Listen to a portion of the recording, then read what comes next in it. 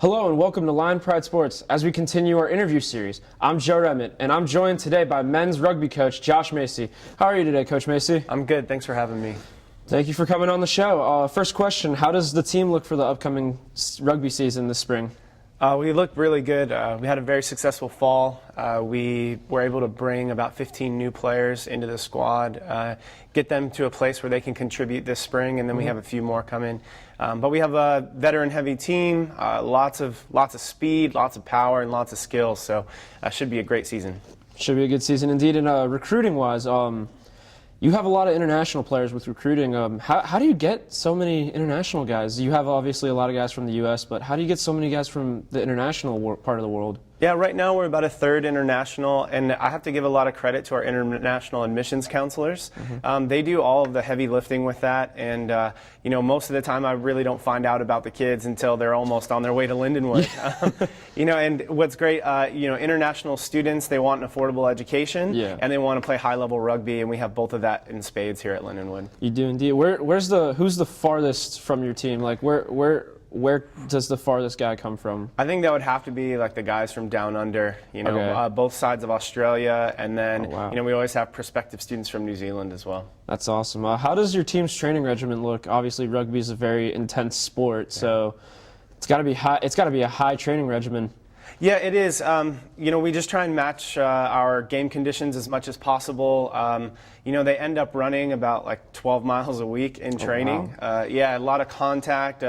We try and keep the pace of practice really high, and we try and make it really competitive. So whether you're a young guy or an old guy, there's always an opportunity to show your stuff. Yeah, you guys have a lot of different age groups on this team. How does that work out? How does that play out with everybody, like the different ages? So we have our top conference matches, where we're playing top 5 teams in the country. We seem to be traveling all over the place, but then we kind of backfill those games with a lot of opportunities for younger players, especially for younger American guys. They haven't been playing the game for years and years and years, maybe 5 years if we're lucky. And so it's really important to get those guys match time. So we play in practice, and then we can play more regional competition, to get those guys great experiences, get the chance to pull on a Lindenwood jersey after working so hard in practice. Yeah, exactly. And that's what preseason's all about. What teams do you guys play this preseason? Obviously, you guys had a really successul preseason from what I saw, and got to be some good teams in there. So we actually played our cousins, Lindenwood Belleville, who were, I think, just on the cusp of being nationally ranked at the time. Okay. The University of Delaware flew out to play us as well, and they're actually in our league, not in our conference, but in our league. But a lot of successful opportunities.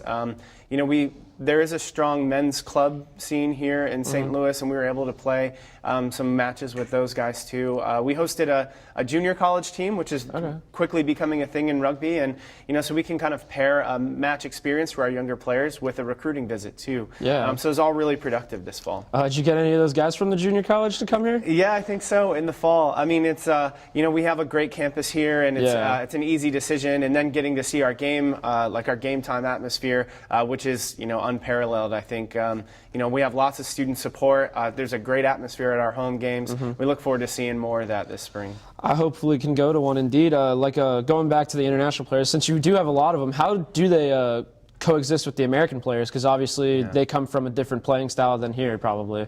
It's true. We get a lot of Midwestern players, and they're all about keeping their nose to the grindstone. Whereas our international and players from the coasts of America kind of have a little bit more flair, maybe. And so it actually creates a really good mix. And we always say, like, lions are lions. Like, once you're here, we don't care where you're from, as long as you're helping the team and you're helping us move in the right direction. That's a good thing indeed. You have a lot of guys from the West Coast. Are they more of the speedy guys, or are they more of the power guys? Yeah. So on the coasts of America, you get a little bit more of the skill and the speed, right? And so, again, it just helps us create that balance. We have a lot of kids from California, more and more interest from the Pacific Northwest and even like Utah and Nevada. So, we have a great diverse group, and that can really work for you as a coach, if you can get everybody on the same page, and I think we've done that. Exactly. That works out really well. You guys have won 3 national championships in 2012 when you guys were still at Division II, and then this past year in 2017 and 2015 in the Sevens division. how do you feel that you get to coach such a great team and hopefully continue a legacy and maybe start a new one with the 15s or the 7s? So one national title that's eluded us, right? We're in the top division of 15s rugby in America, and we haven't been able to break through to a national final, and I think that's a great goal for our team.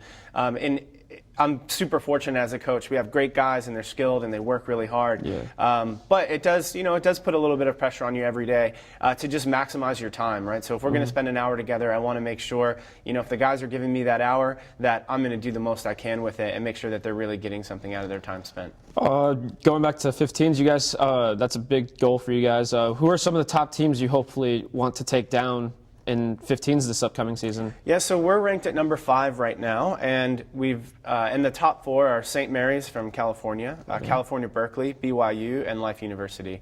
So we're in the same conference as Life. We'll have a chance to play them twice, and so that's obviously circled on our calendar. And then towards the postseason, hopefully we get a shot at one of those other 3 teams. That'd be great indeed. How's your coaching philosophy and style evolved over your career?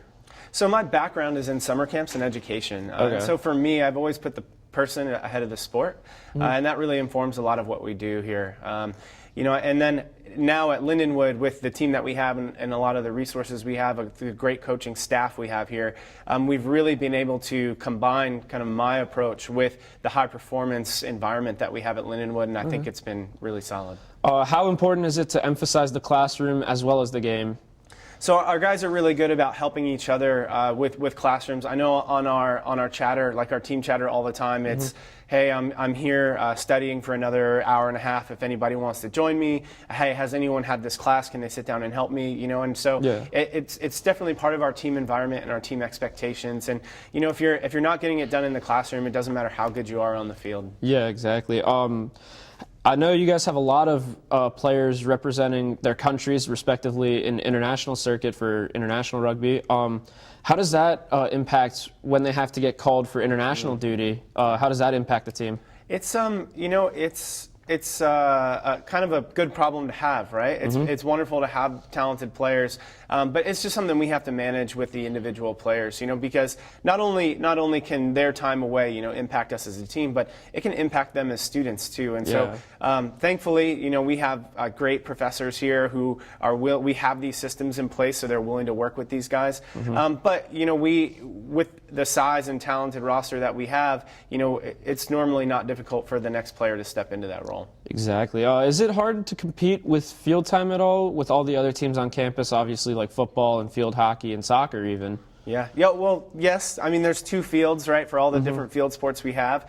But I think that just comes back on the coaching staff. As long as we're all friendly, we're all good colleagues to one another, it's kind of easy to work out differences, to say, hey, I'm going to finish 20 minutes early today. You guys want to slide in a little early, and that just gets you home for dinner 20 minutes earlier, right? Exactly. From what I've noticed, the rugby team are very active in the community of rooting on other teams. How does that help grow your sport? Like, obviously many people don't know about rugby, and when they come here they're like, rugby, what's that? And then they get to talk to the rugby guys that are maybe at a football game or a basketball game, and then they come out and they're like, wow, this is cool. So a lot of that comes from, if you play rugby, it's a niche sport here in America still. It's growing, but still niche. You're always an ambassador for your sport, right? And so our guys being at these other games, and one, they do it just because it's fun. It's fun to go and support your classmates and support other Lions, right? And so, and we obviously welcome that at our home games, and we get a good amount of it.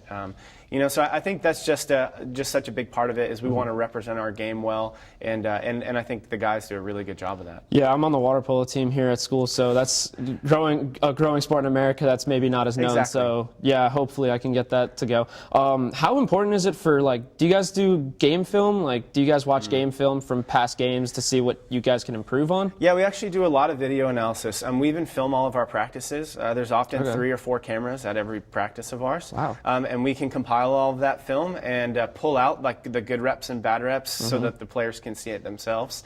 So that's not only a weekly process, that's a daily process for us. That's a daily process indeed.